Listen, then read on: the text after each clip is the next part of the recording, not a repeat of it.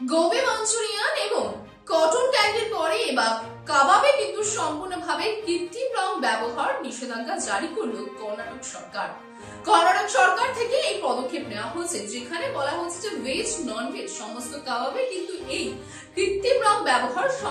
সম্পূর্ণভাবে বলতে পারে নিষেধাজ্ঞা। এবং এই নিষেধাজ্ঞা জারি করা হয়েছে ইতিমধ্যে কর্ণাটকের সরকারের তরফ থেকে। এর আগে আমরা দেখেছিলাম যে গোবি মাঞ্চুরিয়ান এবং কটন ক্যান্ডির উপরেও কিন্তু সমানভাবে নিষেধাজ্ঞা জারি করা হয়েছিল, এবং সেখানে এটা বলা হয়েছিল যে এই নিষেধাজ্ঞা জারি অর্থাৎ কেউ যদি অমান্য করে তার বিরুদ্ধে কিন্তু কঠোর পদক্ষেপ নেওয়া হবে। এবার ঠিক সেই মতো বলতে পারেন সেই নির্দেশ বা সেই নিষেধাজ্ঞা জারি করার পরে আবার নতুন করে যে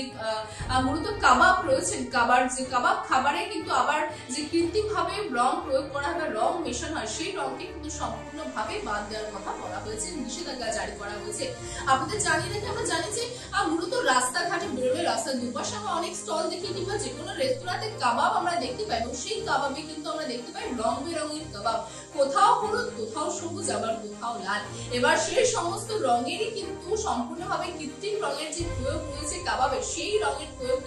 কিন্তু সম্পূর্ণভাবে নিষেধ করলো কর্ণাটক সরকার। আপনাদের জানিয়ে রাখে যে ফুড সেফটি অ্যান্ড কোয়ালিটি ডিপার্টমেন্টের তরফ থেকে কিন্তু রাজ্যব্যাপী যে কাবাব বিক্রি হয় তার কিন্তু খাবারের যে মান, সেই মান নিয়ে প্রশ্ন তুলেছিলেন এই সংস্থা, এবং তার পাশাপাশি তার ফলে সাধারণ মানুষের স্বাস্থ্যের কতটা ঝুঁকি আছে সেই বিষয়ে কিন্তু প্রশ্ন তোলা হয়েছিল। এবং ঠিক তারপরে আমরা দেখেছিলাম যে 21শে জুন রাজ্য সরকারের তরফ থেকে কিন্তু একটি অফিসিয়াল আদেশ দেখানো হয়, এবং যেখানে দেখানো হয় যে 39টি রেস্তোরাঁর তরফ থেকে কিন্তু 39টি রেস্তোরাঁ থেকে মূলত এই কাবাবের স্যাম্পল নিয়ে পরীক্ষা করা হয় ল্যাবরেটরিতে, এবং সেখানে দেখা যায় যে মূলত 8টি কাবাবে সম্পূর্ণভাবে কিন্তু এই যে খাবারটি অনিরাপদ সেটা বলা হয়, যার মধ্যে 7টিতেই কিন্তু সানসেট ইয়েলো যে ক্ষতিকারক কৃত্রিম রং রয়েছে সেই রং ব্যবহার করা হয়েছে, এবং তার পাশাপাশি অন্য আর যে একটি কাবাব আছে সেখানে এই সানসেট ইয়েলো রঙের পাশাপাশি আরো একটি কৃত্রিম ভাবে রং যা কিনা মানুষের শরীরে খুবই ক্ষতিকারক ব্যবহার করা হয়েছে। এবং ঠিক তারপরে কিন্তু মূলত বলতে পারে যে এই ফলাফলের পরে অর্থাৎ এই ফলাফলে কিন্তু সম্পূর্ণভাবে যে খাদ্য যে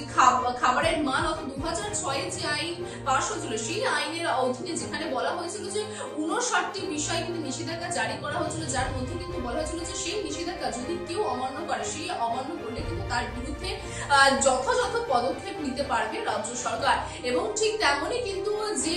কাবাবের যে ফলাফল, কাবাবের যে স্যাম্পলের পরীক্ষার পরে যে ফলাফল এসেছে সেই ফলাফল অনুযায়ী কিন্তু এবার সম্পূর্ণভাবে কাবাবে কৃত্রিম ভাবে যে রং ব্যবহার করা হতো বা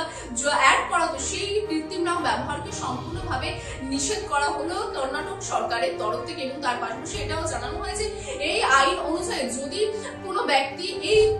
কৃত্রিম রং ব্যবহার করে বা তার কি যদি সামনে আসে, তাহলে তার কোথাও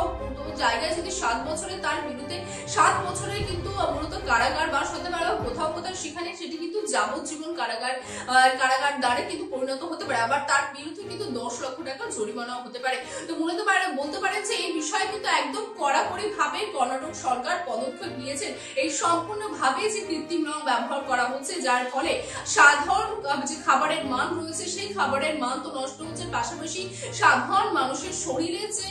বলতে পারেন জটিলতা সৃষ্টি হচ্ছে, সাধারণ মানুষের স্বাস্থ্যে যে প্রভাব ফেলছে, ক্ষতিকারক প্রভাব, সেই বিষয়কে কিন্তু সম্পূর্ণভাবে বন্ধ করার জন্য কাবাবের এই কৃত্রিম রং ব্যবহার কিন্তু অর্থাৎ ব্যবহারে কিন্তু সম্পূর্ণভাবে নিষেধাজ্ঞা জারি করা হচ্ছে। এর আগে গোবি মাঞ্চুরিয়ান এবং কটন ক্যান্ডিতে আমরা দেখেছিলাম এই একইভাবে নিষেধাজ্ঞা জারি করেছিলেন কর্ণাটক সরকার। এবার তারপরে কিন্তু নতুন করে কাবাবে সেই নিষেধাজ্ঞা জারি করা হলো। তবে কর্ণাটক সরকারের এই নিষেধাজ্ঞা কতটা সাকসেসফুল হবে বা কতটা সাফল্য দেবে, সাধারণ মানুষ কতটা এই বিষয়টিকে বাহবা দেবে, কতটা এই বিষয়টিকে মেনে নেবে, সে বিষয়ে নজর থাকবে আমাদেরও।